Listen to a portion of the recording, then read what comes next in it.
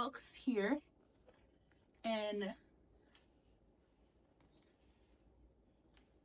these books here, with the exception of 2 books that I don't actually have the physical copies for, are all the books that I read in Q1, which is January, February, March.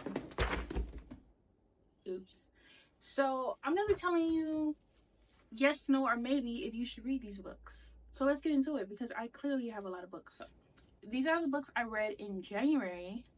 I read 7 books for a total of 2,915 pages. So let's get into it. And these books are in no particular order. These are just how I grabbed them off of my bookshelf. The first one, Midnight Sun by Stephanie Meyer. No. No. Then Justice by James Patterson. Also no. I expected more from James Patterson. No. Five Survive by Holly Jackson. Yes. Yes, yes, yes. 3 Cameron McMahon's books. Nothing More to Tell, You'll Be the Death of Me, and The Cousins. These are all maybes. If you're interested or need a palate cleanser and you don't want to think too much, then yes. If you're not really into reading YA books, then no. Last but not least, for January, I read The Vanishing Deep by Asher Schultz. Maybe. Now we're going to move on to February. In February, I read 3 books for a total of 1,072 pages. And the first book I don't actually have with me, but it is The September House by Clarissa Orlando. Yes. Yes, yes, yes. I will say I recommend reading this in October if you want like spooky-esque vibes. But yes, read it. Next one is How to Survive Your Murder by Danielle Valentine.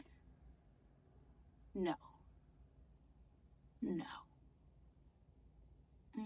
I thought this was giving Good Girl's Guide to Murder, and it wasn't. And last but not least, Dark and Shallow Lies by Ginny Meyer-San. Maybe. This book wasn't for me, but I can see it being for someone else. It has dark, like Louisiana vibes. It's a heavy topic. So, wasn't for me, but I can see it being for someone else.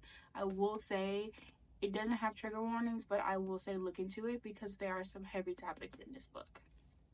And last but not least, we have March. In March, I read 10 books. March was my best reading month so far. And I read 3,786 pages in the month of March. The first book is One of Us Knows by Alyssa Cole. No. Absolutely not. No. The next book I have is Rook and Rebel by K. Crew. Maybe. If you like Lights Out, I think you'll like this. The plot isn't just as good as Lights Out, but maybe. I did bedazzle her because she's just so cute. Kind of see her shiny. That Dark Infinity by Kate Pentecost. No. No. The Queen's Assassin and the Queen's Secret by Melissa Dela Cruz. Maybe. The next book we have is The Teacher by Frida McFarlane. No. Absolutely not. I don't know what the fuck Frida was thinking when she wrote this. The next one is Lake's Edge by Lindell Clipstone. No. Absolutely not. I get the vibe. It had potential, but the execution sucked. No. The North Wind, maybe. Another basic fantasy read. It just had too many plot holes for me, and the world building lacked. But it is a basic fantasy read, so maybe.